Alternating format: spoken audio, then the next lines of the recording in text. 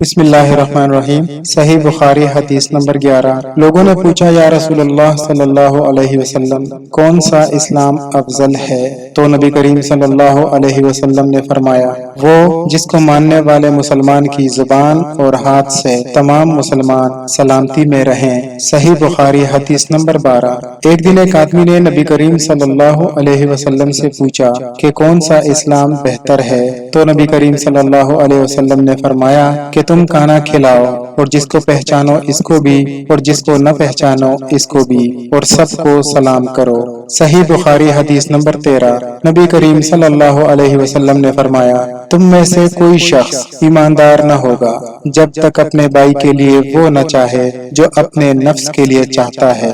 صحیح بخاری حدیث نمبر 14۔ نبی کریم صلی اللہ علیہ وسلم نے فرمایا قسم ہے اس ذات کی جس کے ہاتھ میری جان ہے، تم میں سے کوئی بھی ایماندار نہ ہوگا جب تک میں اس کے والد اور اولاد سے بھی زیادہ اس کا محبوب نہ بن جاؤں۔ صحیح بخاری حدیث نمبر 15۔ نبی کریم صلی اللہ علیہ وسلم نے فرمایا تم میں سے کوئی شخص ایماندار نہ ہوگا جب تک اس کے والد اور اس کی اولاد اور تمام لوگوں سے زیادہ اس کے دل میں میری محبت نہ ہو جائے۔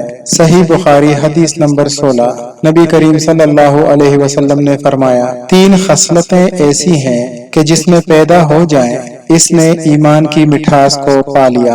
اول یہ کہ اللہ اور اس کا رسول اس کے نزدیک سب سے زیادہ محبوب بن جائیں۔ دوسرا یہ کہ وہ کسی انسان سے محض اللہ کی رضا کے لیے محبت رکھے۔ تیسرا یہ کہ وہ کفر میں واپس لوٹنے کو ایسا برا جانے جیسا کہ آگ میں ڈالے جانے کو برا جانتا ہے۔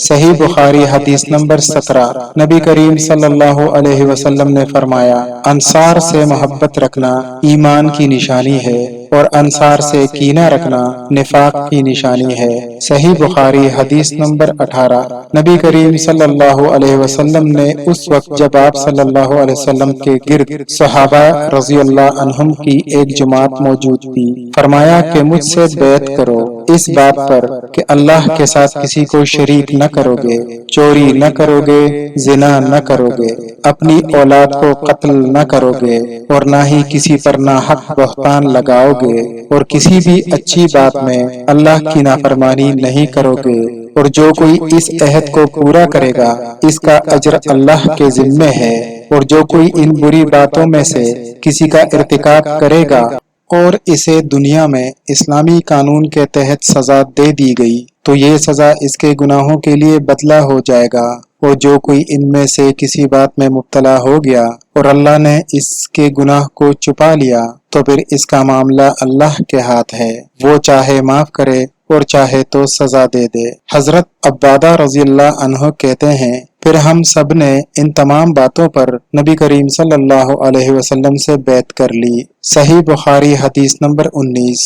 نبی کریم صلی اللہ علیہ وسلم نے فرمایا وہ وقت قریب ہے جب مسلمان کا سب سے عمدہ مال اس کی بکریاں ہوں گی جن کے پیچھے وہ پہاڑوں کی چوٹیوں اور برساتی وادیوں میں اپنے دین کو بچانے کے لیے بھاگ جائے گا۔ صحیح بخاری حدیث نمبر 20۔ نبی کریم صلی اللہ علیہ وسلم جب لوگوں کو کسی کام کا حکم دیتے تو ایسے کام کا دیتے جس کے کرنے کی ان میں طاقت ہوتی۔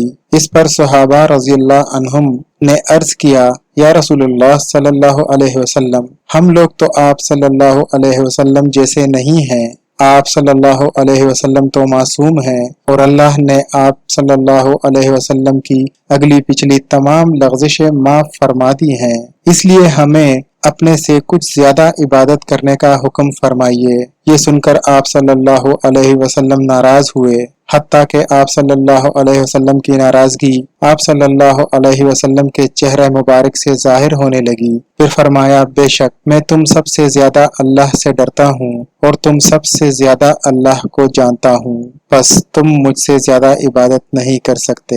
دوستو ویڈیو دیکھنے کا شکریہ۔ دوستو پیارے نبی صلی اللہ علیہ وسلم کی پاک احادیث مبارکہ سے آگاہی کا مشن ہے۔ دوستو اس پاک احادیث کو زیادہ سے زیادہ لوگوں تک پہنچانا ہم سب کی مشترکہ ذمہ داری ہے۔ اس کے لیے ضروری ہے کہ ویڈیو کو زیادہ سے زیادہ لائک اور شیئر کیا جائے۔ شکریہ۔